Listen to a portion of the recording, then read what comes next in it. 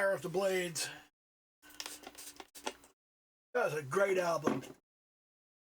Really, really fucking great metal album. Fire Up the Blades by 3 Inches of Blood. Night Marauder is probably my favorite cut off of that album. And honestly, just the whole goddamn thing is great. I took my kids to that show. Because the funny thing is, I wasn't a huge fan of 3 Inches of Blood. I had seen their music video for the Goat Riders Horde, but I wasn't all that impressed by it. I didn't think it was like a great band or anything. But my youngest son Connor, and he is just a toddler at this point, I put on that video because I used to expose them to music to try and get them to like figure out what kind of music they like. And the first time I put on the Goat Riders Horde video, when Connor was in the room, he ran directly up to the screen, and this little fucker, like 2 years old, starts throwing goats at the screen. And I'm like, all right, wait, I guess we're listening to this video a lot now. So he really got the whole metalhead thing, and he was right up there staring at the screen. Thought it was the greatest thing ever. And when they came through on tour, I was just like, we're taking the kids. And my wife's like, he's 3. Yeah, but he'll have gone to see them. It will be a thing that he's done, and it'll be great, and it'll matter. Now he's 17, and he doesn't remember it. It doesn't matter. But it could have. It could have mattered. It could have been a thing for him. You know, even my older son doesn't remember, and it doesn't matter. So, what can you do, you know?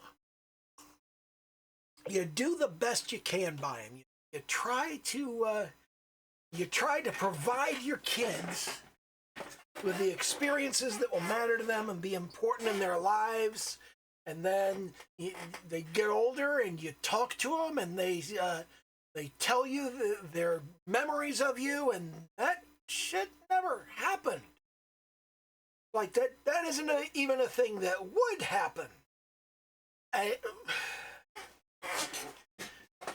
And you don't know where it came from. You don't know whether it's like a story they got from somebody else, or a story they made up in their head, or a story that's about somebody else.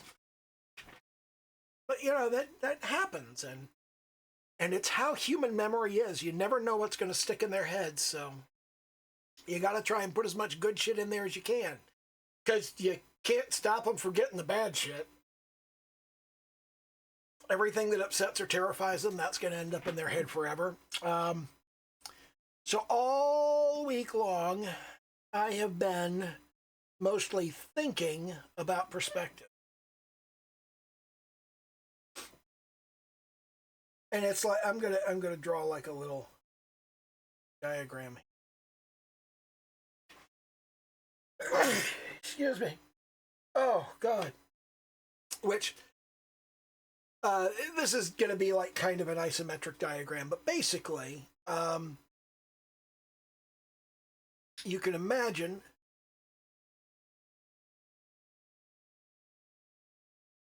the picture that you're drawing, okay? You're a person standing at a particular distance from that drawing. And when you look at that drawing, your eye line goes to the horizon, okay? So where your eye line crosses this particular plane, the plane of your picture, and you can kind of think of this as, you can think of the actual picture that you're doing as a window into this infinite plane that extends in all directions.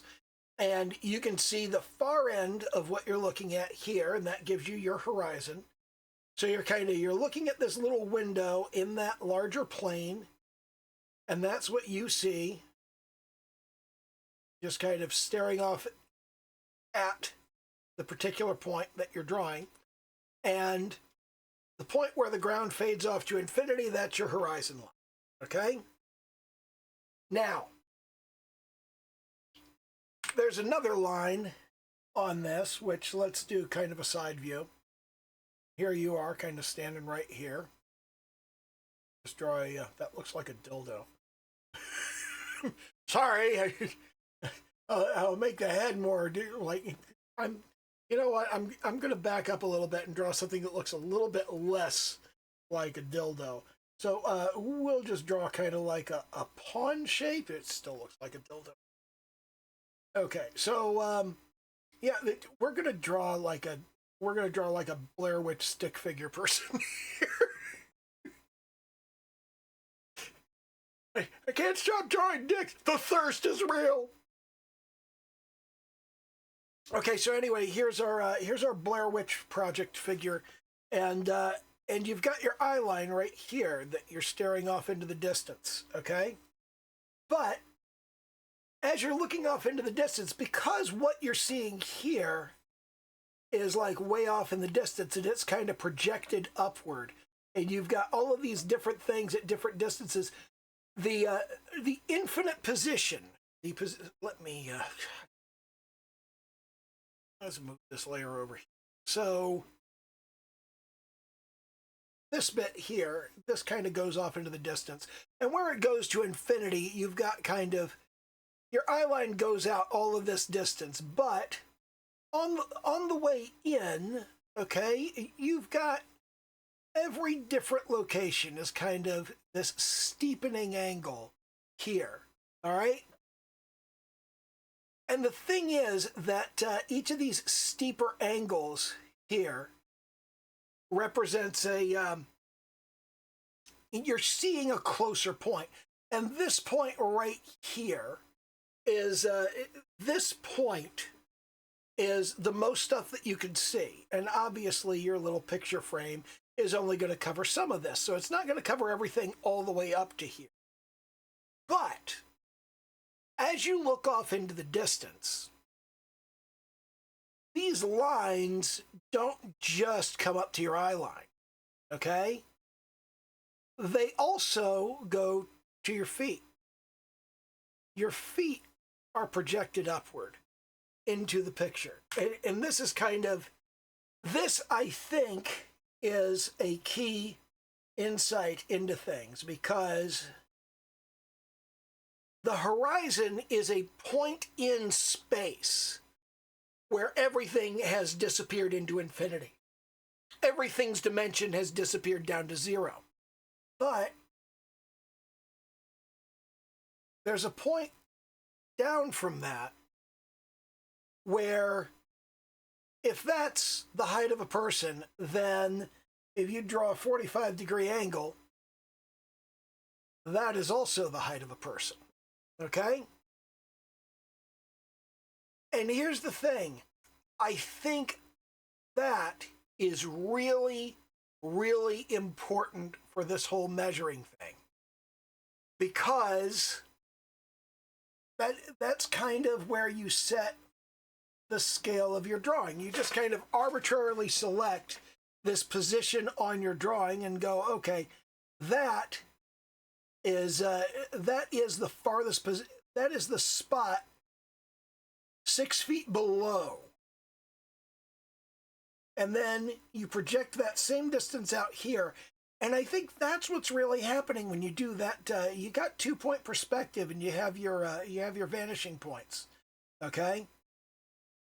And you draw something that is in perspective with those vanishing points, all right? And when you draw the thing that's in perspective with those vanishing points, now you have the problem of when you want to know how tall the cube is, you can do the square pretty easily. You draw that, okay? And then you draw that, and then you just pick some arbitrary distance, and you go, okay, I want this to be one side of the square, okay? I want that to be the length of a perfect square. And then because of that, because you've got that, you can now come up to your 45-degree line. okay? And one of the ways that we can do this is, what is a good one? Hold on. I've definitely got some kind of template I can pull out. Yeah, right here. Okay, so I got this template, and it's got this little triangle thing on it, and this triangle has a 90-degree angle, which goes right there, like this. So there's a definite 90-degree angle. And then we can use this to identify the 45-degree angle. So because we can identify the 45-degree angle right there, okay, that gives us the point that we can use to project downward. We can project down from that point to here. And because going to this vanishing point is one angle, we'll call it 0 degrees just for reference. And this vanishing point over here is 90 degrees. And this vanishing point up here is 45 degrees. Because that's 45 degrees from this and 45 degrees from that, then when you draw that here, that is definitely a 45-degree angle. And because it's a 45-degree angle, you can go from the vanishing point to where it crosses that line, and right there, you've got a perfect square, okay? And because you've got a perfect square there, okay, you can now project downward from this, and you can get a line that is the exact height of a perfect cube. And we've gone over how to do this in a previous video, all right? And I'm just going to measure this. I'm going to go, there's your 0, and I'm going to measure this over, and this is 6.5 centimeters. So I'm going to pivot it up, and I'm going to mark 6.5 centimeters from that vanishing point right there. Make sure of that. Make sure I'm measuring from the vanishing point, not the center of the paper. Okay, so it's actually like 63 millimeters. So we'll project that upward. And we'll go right there. We'll measure that. Now, if we go from this vanishing point here, and we come across that right there, here's what I don't entirely understand. Okay, and we've talked about this before. Because we're coming down at this angle, this is some angle or other. Okay? And we don't necessarily know what angle that is. But a perfectly horizontal line here will be the exact right height of the square. So if you can measure that and rotate it upward, I've got a configuration. That comes out to 14. Comes out to a 14. So we'll come over here and we'll measure that 14, and we'll just go, okay, there is that height. And now I can go from there to my vanishing points. And I can come straight up with my verticals, which you never really do. You never really come straight up with your verticals. Unless, you know, it really is like a 0 degree, unless it's perfectly flat on to your observation. If it's perfectly flat onto your observation like this, then your vanishing point above goes to infinity, and your vanishing point below goes to infinity. But if it's angled at all, then you're going to get an automatic 3-point perspective. You kind of always have 3-point perspective with everything. The only time you ever deal with just 1 or 2 points in perspective is when sides are perfectly flat with respect to you, with respect to your observation, okay? If sides are perfectly dead on to you, like if the side of the cube is perfectly flat on, it's not angled this way and it's not angled that way, but you're looking straight on at it. It's not in any way angled, not in this direction or that direction or either of these two directions. If it's perfectly flat on, then you have 1 point perspective, okay? Because none of these lines are going to converge. But as soon as it tilts in any direction, you get converging lines, okay? If it tilts in any way at all, you're going to get convergence of the lines. And if it is at 0 degrees to you in 2 dimensions, then you get single point perspective. If it's at 0 degrees in 1 dimension, then you get 2 point perspective, which means you can have 2 point perspective where it's angled like this. You can have 2 point perspective that's just vertical, not horizontal, which would basically turn your 2 point perspective on its side, okay? I'm sorry if I'm not explaining this very well. I'm talking through some stuff that I am wrestling with this stuff. I've been wrestling with it for weeks because I'm looking at the technicalities of this. And I've actually stopped watching tutorial videos because I don't think they're going to have any information I don't already know. I've still got my books that I'm looking through. I got that book and this book, and I have both volumes of the Marco's Framed Perspective Guide. Yeah, I've still got my books that I'm going through and looking at and thinking about, but I've stopped even trying to watch perspective tutorial videos on YouTube because I'm not seeing anything new. And there's this concept I have, which is filling your bucket. And when you're looking at training materials, when you're looking at tutorial videos, where you're looking at education, and you're not learning anything new, and everything you're hearing is just the same shit that you've already heard before. I've heard this, I know this, I've heard it, I know this, I remember this, I know that part, I don't need to do this.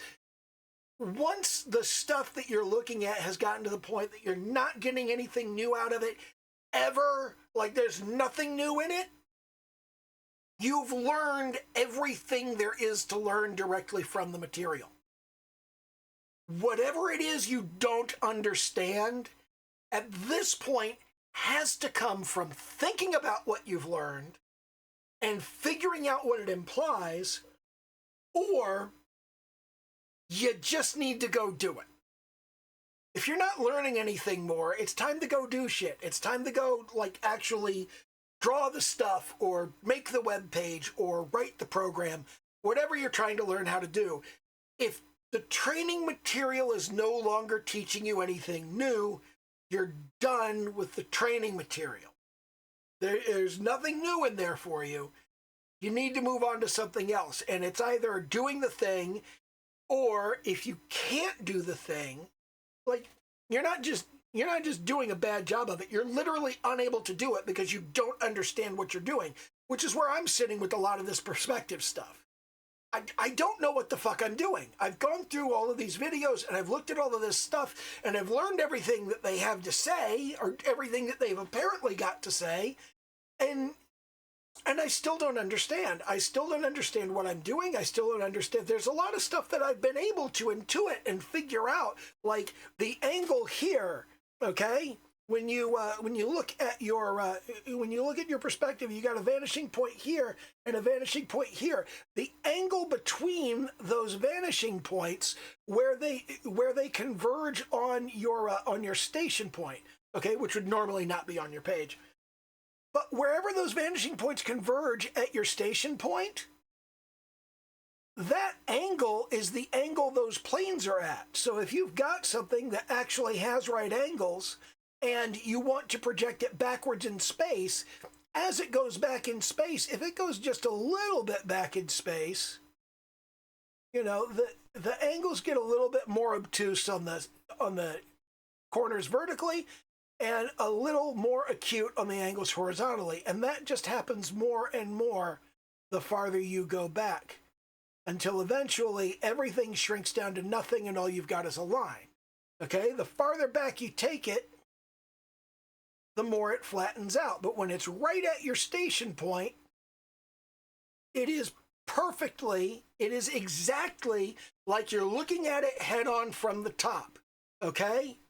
So if you're looking at something that doesn't have 90-degree angles, if you're looking at something that has maybe a 120-degree angle and would look like this if you're looking down at it from the top, your vanishing points are going to be at different places, because that's going to project your vanishing points out. And then when you move this particular shape upward and you go, okay, I'm drawing that shape, it's going to go out to the sides like this. It's not going to be going to 90-degree vanishing points. And there's another thing with this, which is that when you're drawing something that you look at it from the top, it's square, but you look at it from the side and it's not square. The top of it is angled, okay? That top of it, in order for the top of it to be angled, the vanishing point that you draw to has to move upward. And I don't really know how to represent that, but I understand that it needs to happen. I understand that the vanishing point, in order to tilt the top of this particular object, in order to tilt that up, this side needs to go to a different vanishing point that is above the horizon line. Because what I'm really doing here is I'm drawing that particular face in 3-point perspective, okay? This piece, it's flat on. So I can draw that in 2-point perspective because it's only tilted in this direction. And this side is only tilted in this direction. But the top is tilted in 2 directions. So I've got the 3 points to consider, and I've got to move the vanishing point up higher on the horizon. It really needs to move in a curve, because all of this kind of, you know what this really reminds me of, and I think I've talked about this before, is it reminds me of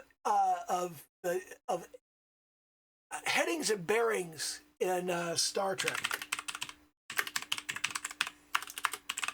Let me go grab a picture of that.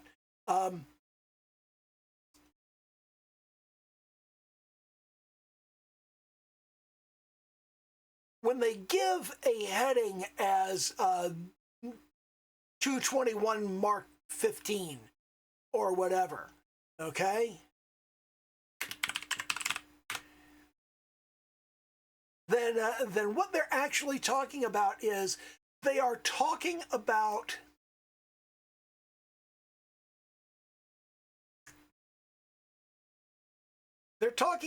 a kind of concentric circle model. So let me create a layer here, and we'll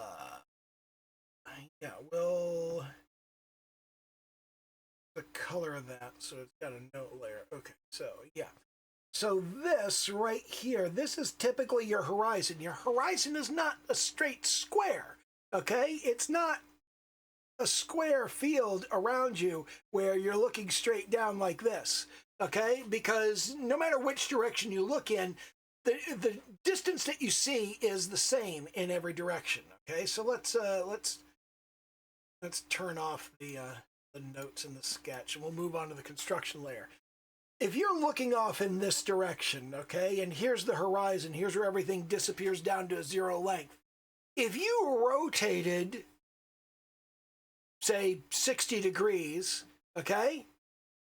Now, when you look off 60 degrees, we think of that as coming all the way out here and reaching the horizon. But it doesn't reach the horizon, because the farthest you can see is the farthest you can see, okay? So what you actually have here is you have a kind of projection that's out onto this flat line. We think of it as a flat line. It's not a flat line. Everything is curved. It's all circles. It's these 2 nested circles here. And this is the first 2 points of your perspective. And when you're looking straight ahead, when you're looking straight down here like that, that's your 1-point perspective. But anything that's turned differently on this ring right here, that's going to have 2 vanishing points. And when you draw on it, it's going to have to go to those vanishing points. Okay? And those vanishing points are projected out over here, but it's a circular field. And it's exactly the same with the third point on your perspective. If you're looking at something dead on, if it's straight up and down, that's one thing, okay? But if it's at all angled in the vertical direction, then you need vanishing points that sit on this second circle. So it's these two circles that matter, okay? You've got the circle right here where your typical vanishing points get set. This is your horizon line, and this is just a kind of imaginary notional way that way off in the distance you've got your vanishing points and some conceptual notion of a horizon. That's the farthest you can see, but there's no skyline to easily visualize it. Your skyline makes it easy to visualize where this is and where those vanishing points sit. But when you start angling things up and down, it just seems arbitrary, except that the plane is oriented at some angle to you. So if you've got something that's oriented at 30 degrees, like so, your vanishing point off on the imaginary horizon over here, that vanishing point is going to sit at 30 degrees from your station point vertically instead of horizontally. I swear all of this stuff actually makes sense. And then that's your single point vanishing point for vertical, but you can also rotate it. And when you rotate it, you can just project your vanishing points up and down from that horizon line. I don't think I'm explaining this very well at all, but but the whole thing here is I'm not seeing anybody talk about this. I'm not seeing anybody talk about how this works or why it works or what the conceptual model is. So I'm having to work that out myself because the rules are there, okay? I'm not inventing these things. I am not inventing these concepts any more than I invented the concept of the anime titty being the proper unit of measurement, which was like 3.5 years ago. But I'm discovering these principles because the principles are real things that really exist and are already out there, okay? All of these things are out there to be discovered, and anybody can discover them. You could discover them. You could go out there. If you think about perspective, you could discover the exact same things that I do. Or you could discover something better because I'm an idiot and have it all wrong. But this is the way I'm thinking of it right now, is this whole concept of these two nested gimbals right here, okay? And you've got your horizon, which is here, and you've got right here, this is, I don't know what to call that. I feel like it should be called something. I haven't seen it called anything. And I don't know how to, I don't know how to talk about this because I don't see anybody else talking about it. And because I don't see anybody else talking about it, then I have that obvious imposter syndrome thing where I'm like, is this even really a thing? Or do I just have everything? Am I just an idiot? Do I have everything wrong? And I don't think I'm an idiot, and I don't think I have everything wrong. I think this is real, and this is a real way to think about it, and it really matters because I know the guy from Drawbox said, think about your horizon as being circular instead of being an angular plane. Think of that as being circular. And when I thought about that, it made such sense because I was just like, God, you could see the exact same distance in every direction, no matter which way you turn. And if you have the same distance in all directions, you have a circle because that distance is the radius of the circle. That's just how distance works. That's how geometry works. That necessarily falls out of that. And of course, the farthest you can see is the age of the universe in light years, technically.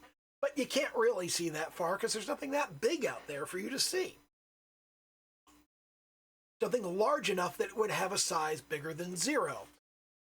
And I feel like I'm converging on something important relating to scale, okay? Because you got your horizon, you got your station point, and directly up from the station point, you have your single point vanishing point. And then at a 90-degree angle from each other, you have your, whatever angle a plane is to you, that sets where its vanishing point is, okay? So all the way along here, okay, it's based on your angular deviation. If something is 90 degrees oriented to you, okay, its vanishing point is way out here. But this is, like we said, a circle. So if it's at 45 degrees, which is half of that, then its vanishing point would be here. And if it's 30 degrees, which is 2/3 of that, its vanishing point would be there. It's 15 degrees, it would be there. Okay? And all of this stuff just kind of falls together. It's all based on your vanishing points being identical to the angle of the plane. When the plane is at this angle to you, which looks like it's about 40 degrees, if the angle of your box, if that plane right here, and the rest of the shape doesn't actually matter, but if the angle of that plane is 40 degrees, then as it gets farther away from you, that 40 degree plane, no matter where it is on your field, is going to converge to that vanishing point. Okay? As it goes up, it's going to converge to that vanishing point. And whatever angle this side is, like if you've got a at 40, if you've got a triangular shape, then as it moves farther away from you in this direction, it's all converging to that vanishing point. It's all based on the angle of the two planes from you. And that distortion as it moves farther up and farther away is where the perspective comes from. That's where the smaller amounts come in. What you're really looking at right here, okay, is you're looking straight down, and you're looking straight down, you got 1 point perspective, but you're looking straight past that plane and straight past that plane because this is at exactly 0 degrees to you. And as it moves farther away, it kind of sort of rotates upward. It rotates as it moves farther away because when you're looking straight down at something, then that's a 0 degree angle. But if you move it over here, you're not looking straight down on it anymore. You're looking at it at an angle. And as it moves farther away, the way that you perceive it, draw our little Blair Witch guy here again, the way that you perceive it, you've got this thing you're standing on, you're looking straight down on it, all of the angles are perfect. But you move it farther away along the ground plane, and now you're looking down at an angle. And because you're looking down at an angle, it distorts the shape of it, okay? And it gets more and more distorted the farther away it gets. And once you get to a certain distance, there's this whole, the 30-degree cone of vision and all of that sort of thing, where there's this area where things look the least distorted, and that's where you want everything that you want your viewer focusing on to be. Because the stuff there is not going to be all that distorted. And as you're looking down at this, okay? So if we look at that in a kind of a 2-point perspective, as this moves farther away here, and you're looking down at this level, then this line here is converging to the vanishing point. It's the same vanishing point as when you're standing right on top of it. Here's where the here's where the lines converge to when you're right on top of it, but as it gets farther away, those lines begin to converge more and more to that vanishing point. And you're always working from an edge, from a vertex. And I don't think I'm doing a very good job explaining this at all. But yeah, let me go ahead and get a new layer.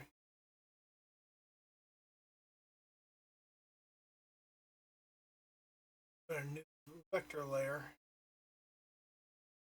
Just delete that one. And we'll take that vector layer and we'll give it a color. Take that color on me, I don't know, kind of a light orange here. And let's turn these guys off.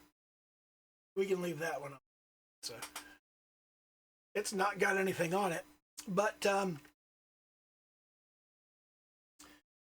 if you're looking straight down at your feet and you're looking at a square with a vertex at your feet, okay? That's not going to be in any way distorted here. It's going to be slightly distorted here because that's a little bit farther away than your station point. Because these angles are still converging. And all of these lines are parallel. All of the lines that go to the same vanishing point are parallel. If all of the lines going to the same vanishing point are parallel, then you understand some other things about this. Okay? Because all of the lines leading to that same vanishing point are parallel, okay? Then you know lines that don't go to the same vanishing point are necessarily not parallel. They're going to cross. That's going to happen. And because they cross, you have these little vertex points where you can measure things. And I'm trying to figure out how to articulate things that I do not entirely understand. Okay? And this is very frustrating. But I think that frustration is important to see, and it's important to vocalize, and it's important to figure out how to articulate it. So here you are, kind of standing in the middle of the limits of your sight in all directions, okay? And you look straight down at your feet. We always represent this as, here's your station point, which is theoretically where you're standing. Directly up from that is your single point vanishing point at the horizon, okay? And you're kind of looking at this little window of the horizon. And from where you're standing, if you go, okay, I'm looking at something that has a shape. And whatever that shape is, this is all about the angles, okay? So you start going, okay, this is angled up this way, so I can set that vanishing point there.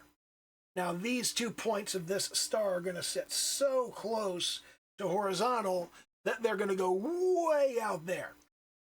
These points here, okay, they're going to be at an angle that goes way out here, okay? And these points are going to go to a vanishing point that goes way out here. And then finally, you've got this vanishing point, which comes up here, all right? And with all of those ideas plotted, at this point, you can move your star upward, and you can go, okay, well, this side is converging on that vanishing point right there. And this side right here, this is converging on that vanishing point right there. And then we have way off to the side, okay? We can project upward, and we know here's that vertex. So when we project this vertex upward, okay, it comes in right around here. That's going to come outward like so. And then we know here's the vanishing point for that. And over here, here's the vanishing point for the other side of that. And you can plot out what that star shape looks like in perspective.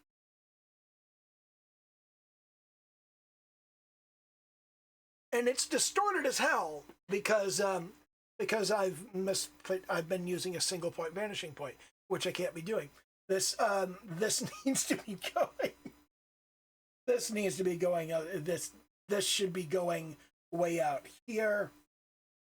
I used the wrong vanishing point. So that should be going way out there. These are going here, and this is coming over here. So what you end up with, let me pull up the eraser, the vector eraser, and let's grab right there, right here, that bit there.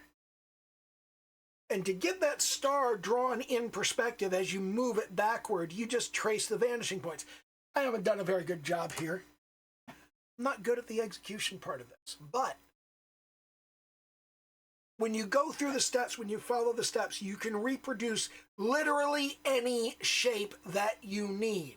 Actually, all of these should be going through the station point. So what I really needed to do was not this here.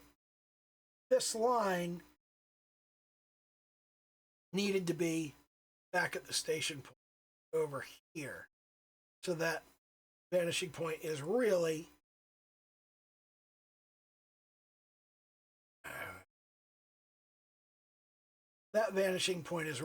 over here somewhat. It would be off to the side over there. Same thing here. This needs to move downward. The station point, same angle. And it goes farther out over there.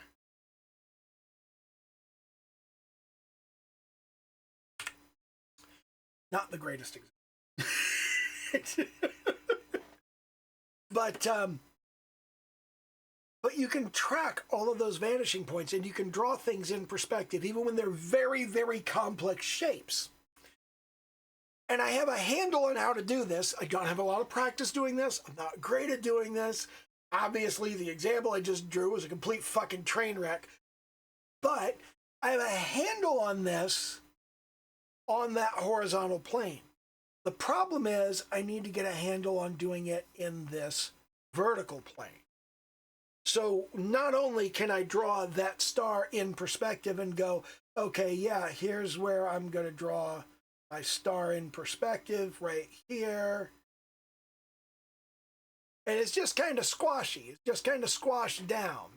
But not only can I draw that square in that star in perspective right there, but I can also go, hey, this star is not flat. This star actually has an angled top that goes off at, say, a 30-degree angle from the top. Once I get a handle on this vertical plane, I'll be able to go, okay, I can project where that vanishing point is. And all of these different areas here, all of these different lines, these vanishing points need to move upward. The one for the bottom, that stays there, okay? It stays where it is. But the one for the top needs to angle upward, and I need to figure out how exactly I do that. I'm just not sure.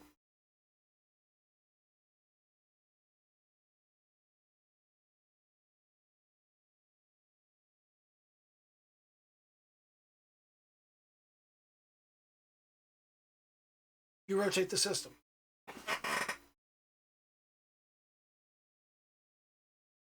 You rotate the system and you think of this. You think of this as your horizon line, and at your station point, you have the bottom and the top.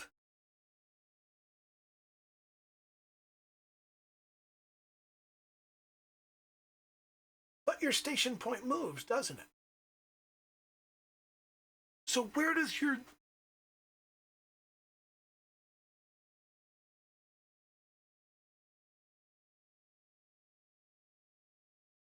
It moves in a semicircle to sit on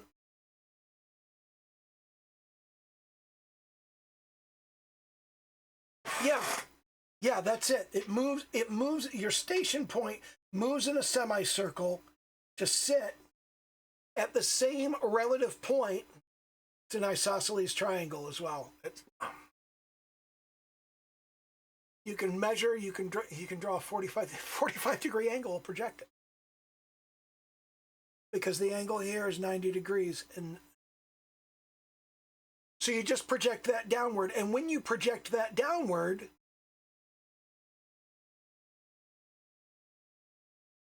then you can establish that this vanishing point goes on this line, and the other vanishing point is going to cross this 30-degree line. Does that go vertical? It does. It does go vertical. It's projected vertically. You just rotate the system.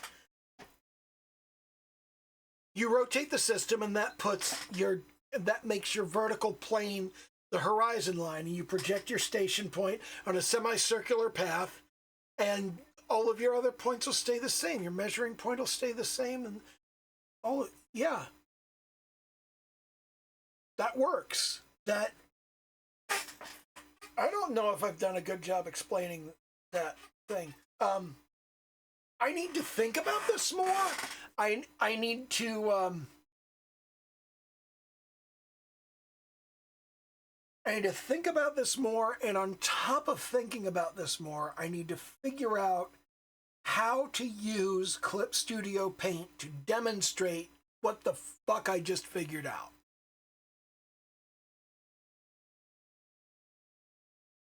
The best way to understand anything is to teach it. If you can't figure out how to explain it to somebody else, you don't really understand it. And I don't know a good way to explain this.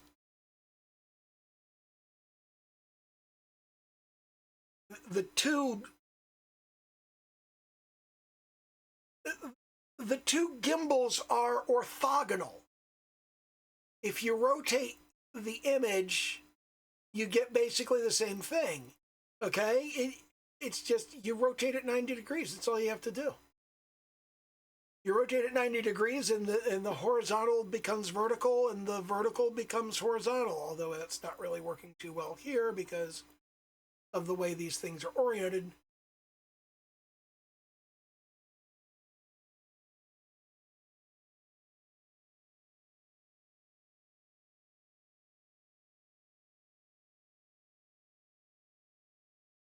What you would want to do is you would want to rotate the whole thing this way. So this was flat and this was vertical. And that didn't make anything easier to understand at all.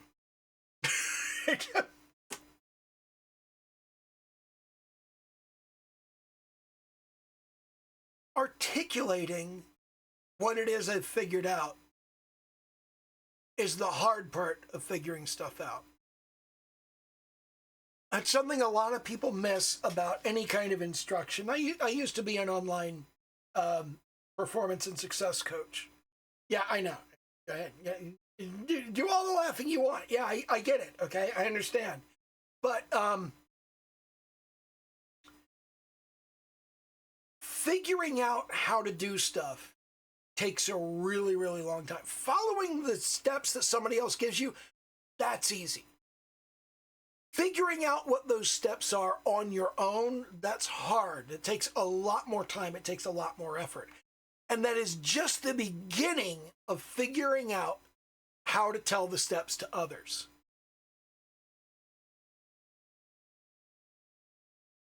So if you're trying to figure out those steps so you can tell them to others, so you can save people time, so you can save them effort, you have to put in effort for all of those people that you're going to help. And it takes much, much longer.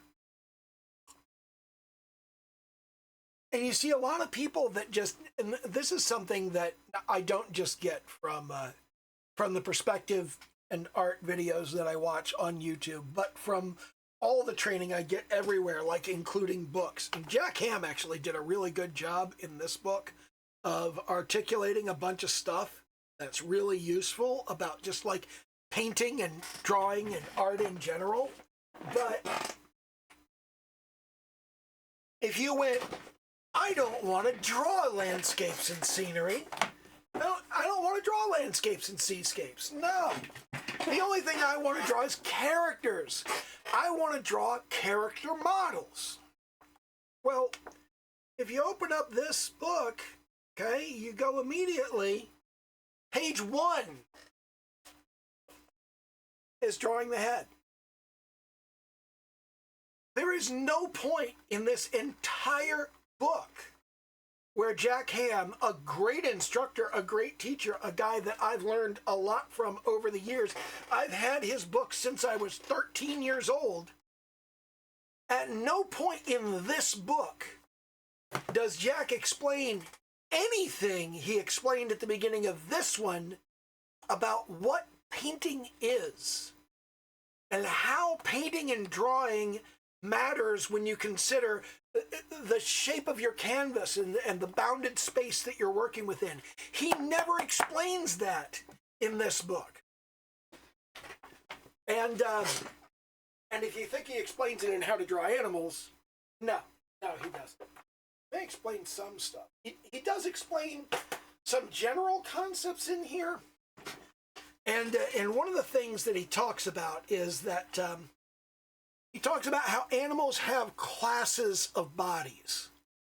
There are way too many animals for anybody to learn how to paint every single animal.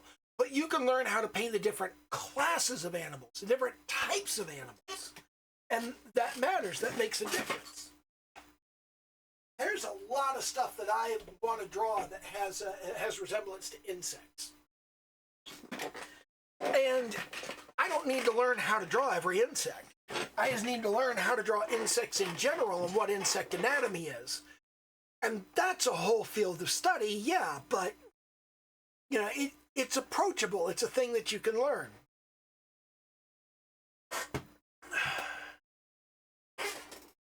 I feel like my streams are being more useful lately, which is good. I just wish they were more useful. I want to continue this trend of like making them actually explain stuff that matters and make so you can see theoretical progress being made. And I know I'm not drawing anything that looks cool or that works out well. I know I'm not producing finished works because I'm banging my head against this perspective horse shit. But these fundamentals are important. And I need to spend time on them. So I'm going to spend time on them. And if you're wondering how much time I'm going to spend on them, as much as I need to. Because I've kind of got this I've got this plan right now, but I've been looking at the sheer quantity of shit I need to do. Okay? It's like I've got 10 backgrounds that I need to do for this game. And that's before we even talk about the user interface. The user interface sits on top of all of that. But I don't want to worry about user interface right now. That's a different problem for like a later point. But right now, I've got these 10 different backgrounds to make because I've got 10 different levels that I need to make. And for each of those levels, I need to have all 10 of my characters in an appropriate outfit for that background. And what I've been thinking in terms of is, I was thinking I would start by doing each individual character and their 10 outfits. I would do Ichigo's character background, then her reference sheet, and then I would do her various outfits over to the side. And I was thinking that's how it would work out. And that's how it's going to work out in the end. But I think what I want to do instead of that is get my background and then go through my 10 individual characters and do each of them in the outfit they would wear with that particular background. And And as I go through that, what I'm going to end up with is I'm going to end up with finished 10 level sets for the game that can be plugged into the game as like partial artwork, and I can make sure that it works properly and whatnot. And once I get the first set of this done, then that's when I want to go, okay, it's time to think about user interface, user experience. And once I start thinking about user interface, user experience, that's the point that I want to go, okay, all of the sound effects need to go in, and I need to do all of the SFX, and I need to do the music. And it's at that point, once I get these elements in, once I get the user interface, the user experience, and the sound effects in, that's the point where I can start going, okay, it would be worthwhile to hand this off to people to test. Because additional level art is just a matter of another background, another set of outfits. I've already got the characters, and as I put this stuff out there and get people like actually playing it, I don't know when that's going to happen, but as I start getting this out there and getting people playing it, that I think may actually begin to generate some interest in the stuff that I'm doing. My views are going up, which I guess is nice, but I'm not sure how much people are enjoying my videos. I don't actually care. I don't pay attention to likes and dislikes and that sort of thing. I did get one subscriber last week, but he's like passive income expert or something like that. So that's another online coach who's thinking that he can market to my audience, which I don't think my audience has any money. I certainly don't. But yeah, he's not a real subscriber. He's going to drop off of there eventually. I don't know if any of my subscribers are real subscribers, to be honest. You might all be bots and AIs. Just bots. There's no such thing as AI. We say it is, but that's marketing bullshit. And holy crap, has it actually been almost an hour? It has. Well, anyway, as I was saying, because I'm thinking I need to do like the level and the 10 outfits for that level, that needs perspective. I need to be able to do the scenery, okay? I mean, that's the important thing, is being able to do the scenery that these people are going to be in. But yeah. These are mostly going to be cityscapes. So I have to draw cities and schools and office buildings. Yeah, so I'm not sure how useful this is going to be, but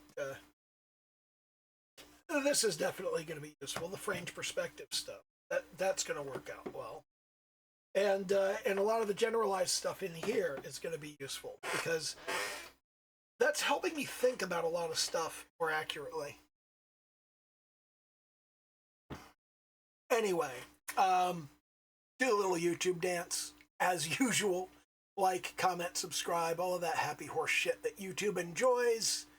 And yeah, I'll see you next week with more rambling thoughts about perspective, and maybe I'll actually have a better explanation of this. I honestly did just come up with that rotate at 90 degrees concept. So I have like only been thinking about it for 15 or 20 minutes. But that's important. I can tell that's important, and I can tell I'm going to be... I need to explain that concept in more detail.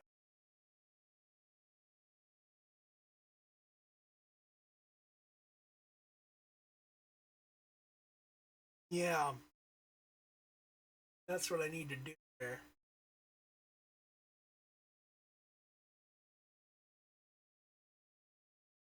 Anyway, that's where we are. That's what I'm doing, and you know, thank you for being here.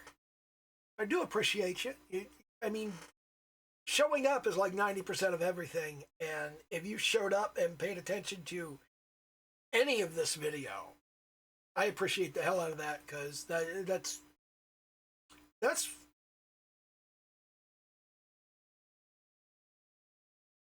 the only reason to keep this shit up in public. Okay, that's the only reason to post this stuff to YouTube, is so it can help other people. I mean, streaming on the Discord server keeps me doing my hour of practice and artwork every single week. And that achieves the goal for me.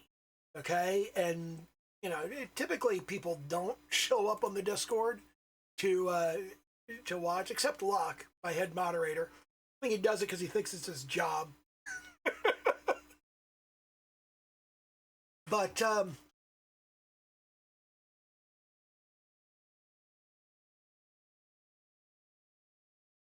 I want the work I do on this stuff to matter to people. I want it to actually make changes in people's lives and help them improve stuff. And I don't anticipate anybody's going to come back and look at this particular video and go, oh, wow, that is some awesome, amazing stuff. But I do think that at some point somebody could be watching this video and go, oh, holy shit, this is the video where he actually first discovered the thing he was talking about in the other video that was actually good and actually helped me, that he made 3 years later. And, yeah. It's important to document the struggle because everybody documents the highlights. And if all you're doing is watching the highlights of other people's lives, it makes your life look like garbage. Your life is just like everybody else's, okay? You're not going through that much more garbage than other people. There are people on both sides of that spectrum. There are people that are going through a lot more garbage than you.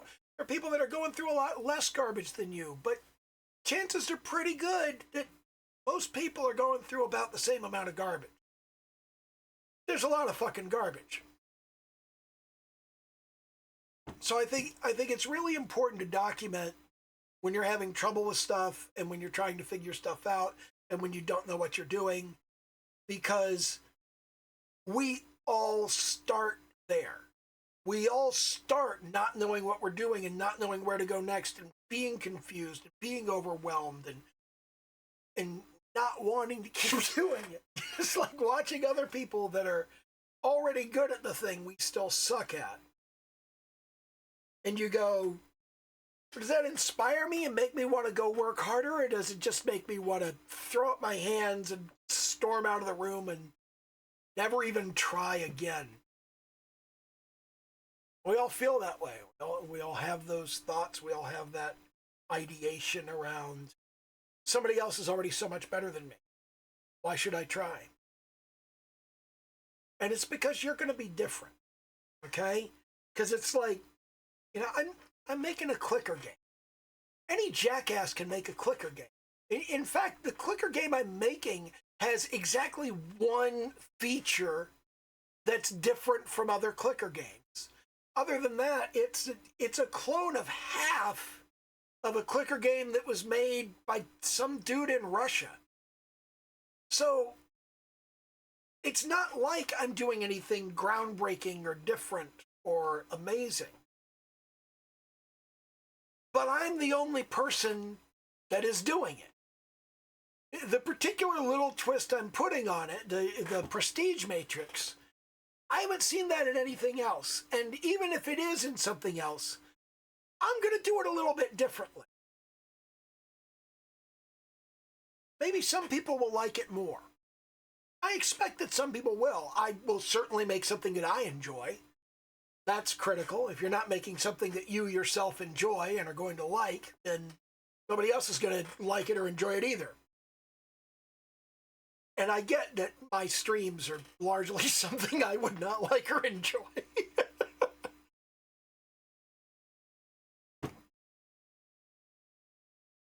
I would watch these streams if somebody I knew was making them. If my friend was making these streams, I would watch these streams. Which I guess is what Locke's doing. Just watching the streams because his friend makes them.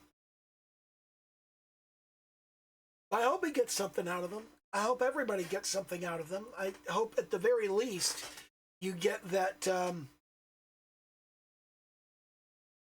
I've been here. So if you're here, you know I've been here too. And you know it's okay to be here because you see where I am now, wherever you are in the future. Because you're certainly not here now, unless you're Locke, who's sitting in the voice chat right now. But if you're watching this on YouTube at some point in the future, it could be tomorrow, it could be next year, it could be 10 years from now. And I don't know where I'll be or what I'll be doing at that time. But my overall hope is just that by looking at this now, when you're looking at it, and thinking about where I've gotten to by now, I hope that'll give you some inspiration and make your struggle a little bit easier. Just knowing that, yeah, I went through this struggle. It's not the same as your struggle. It may have gone on longer than your struggle. It may not go on as long as your struggle. It's not the same struggle. But if it's similar and it makes you feel better and it helps you get through yours, that's what I care about. And I've been rambling for like 12 minutes, so okay, bye.